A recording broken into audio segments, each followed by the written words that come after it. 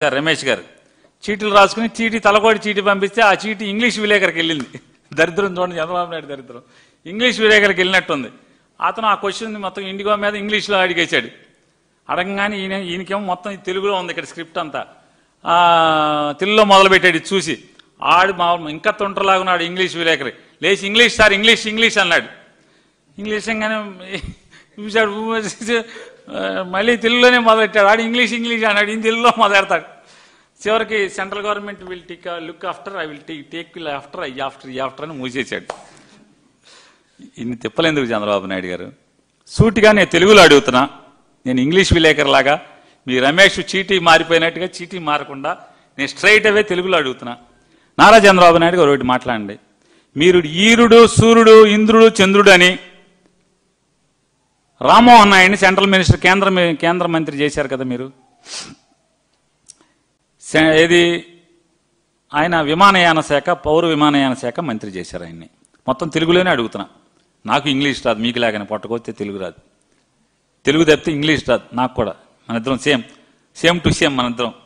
ఏదో అంటాడు, ఏదో సినిమాలో మీ వాడు ఉప ముఖ్యమంత్రి అంటాడు కదా, గీసుకుంటుంది గడ్డం వేసుకుందని. మీరు మేకప్ వేసుకుంటారు, నేను మేకప్ వేసుకుని అంతే. ఇద్దరం సేమ్ టు సేమ్. ఇద్దరికి పట్టుకొచ్చి అక్షరం మాకు ఇంగ్లీష్ ముక్క రాదు ఇద్దరికి. మన ఇద్దరికి తెలుగులోనే మాట్లాడుతున్నా, తెలుగులో అడుగుతా. 2024లో మీ యొక్క అబ్బాయి అంటే మీ నామినీ, మీ అబ్బాయి ఆ అబ్బాయి ఏరా అనుకుంటారు, అతను మీరు కేంద్ర మంత్రి చేశారు.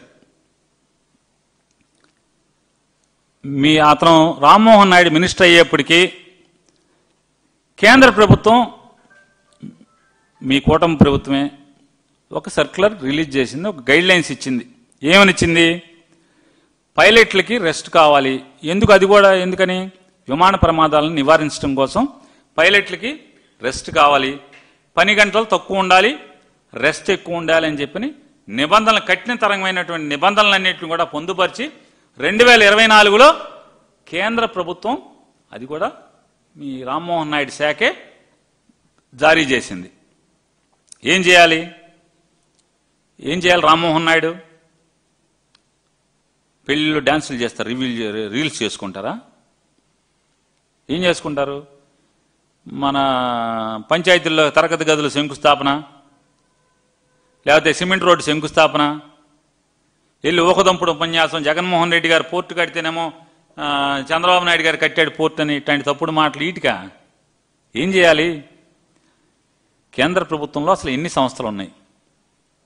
ప్రైవేట్ విమానయాన సంస్థలు ఎన్ని ఉన్నాయి? వాళ్ళందరూ కూడా వాళ్ళకున్నటువంటి ట్రాఫిక్కి సరిపడా పైలట్లని రిక్రూట్ చేసుకుంటున్నారా లేదా? అలాగే స్టాఫ్ని లోపల వాళ్ళని క్యాప్టెన్లని అంటారు, స్టివర్డ్స్ అంటారు కదా, వాళ్ళకంటే దాదాపుగా నాకెవరో పైలట్ చెప్తున్నాడు, 10 సీట్లు మించి దాటి 11వ సీటు ఉన్నా కూడా పైలట్లే కాదు, లోపల సర్వ్ చేసేటువంటి స్టాఫ్ కూడా ట్రైన్ అవ్వాలి, ఎగ్జామ్ పాస్ అయి ఉండాలి.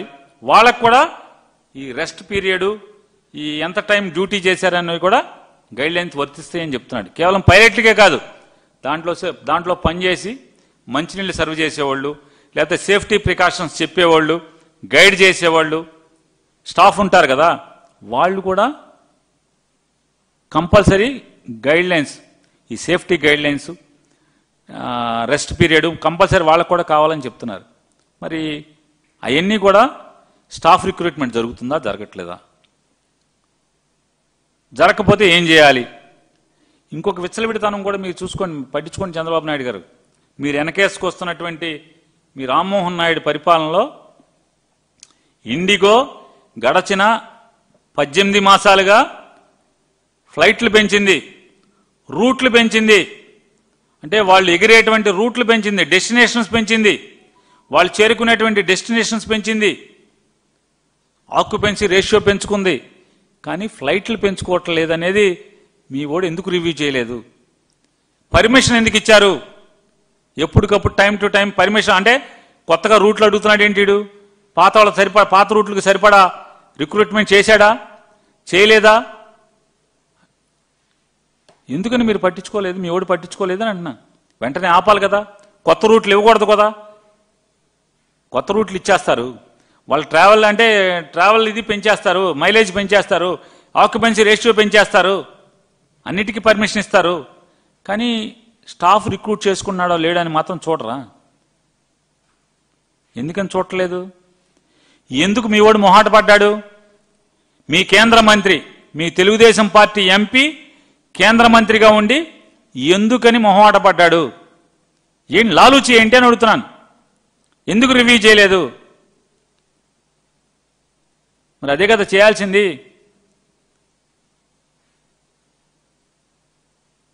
అది ప్రజలు తప్పు పడితే వైఎస్ఆర్ కాంగ్రెస్ పార్టీ మీద పడి ఆడవటం. ఏ ఒక్కరోజన్నా రివ్యూ చేశారని అడుగుతున్నాను.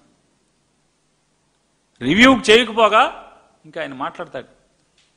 ఇంకా 5-6 నిన్న పార్లమెంట్లో చెప్తున్నాడు, 5-6 విమానయాన సంస్థలకు ఇంకా అవకాశం ఉందని చెప్పని ఇప్పుడు చెప్తున్నాడు. అంటే ఈ దేశ ప్రతిష్ట ఏమైంది? మీ మంత్రి వల్ల, మీ తెలుగుదేశం పార్టీ ఎంపీగా మీరు మీకు వచ్చిన వాటాలో మంత్రిగా పెడితే రాష్ట్రం పరువే కాదు, ఈ దేశం పరువు ఏమైందని అడుగుతున్నాను. దేశం పరువు పోయింది కదా. జనం స్థితిగతులు చివరికి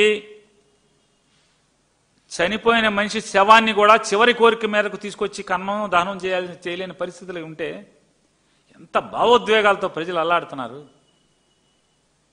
లక్షల మంది ఏం చెప్తున్నారు? మీరు మెల్లగా సర్దుకుంటుందని చెప్తున్నారు.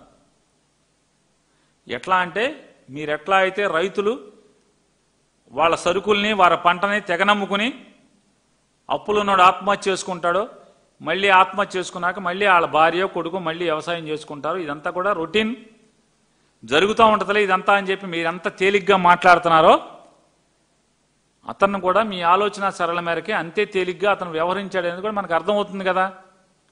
దండించాల్సింది పోయి దమ 4 బాధాల్సింది పోయి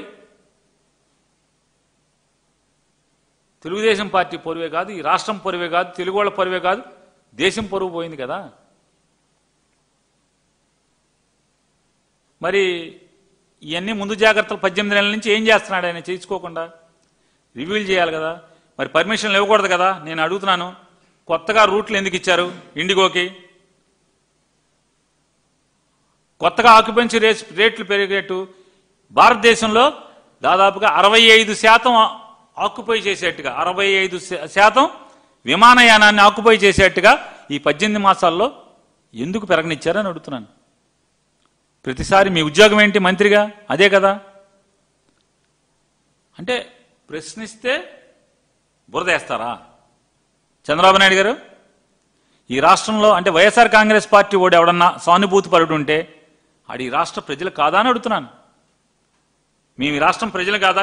మేము ఈ దేశంలో పౌరులం కాదా? మేము తప్పు జరిగితే ప్రభుత్వంలో పనిచేస్తున్నాడు, ప్రమాణం చేసినాడు, బాధ్యత మరిచి లాలూచి పడి తప్పుడు పనులు చేస్తే ప్రశ్నిస్తామా ప్రశ్నించమా? నిజంగా మీకే ధైర్యం ఉంటే అర్నాబ్ గోస్వామికి దానికి ఎందుకు బాయ్కాట్ చేస్తారు? మీరు తప్పు చేయకుండా ఉంటే అర్నాబ్ గోస్వామి ఛానల్కి మీరు ఎందుకు మానేస్తారు? ఎందుకు మానేశారని అడుగుతున్నాను. మీ డొల్లతనం లేదా మీ నిజాయితీ లేనితనం వీటిలో ఓ పక్క బయట పెట్టుకుంటారు, ఓ పక్కనేమో ఈ మాటలు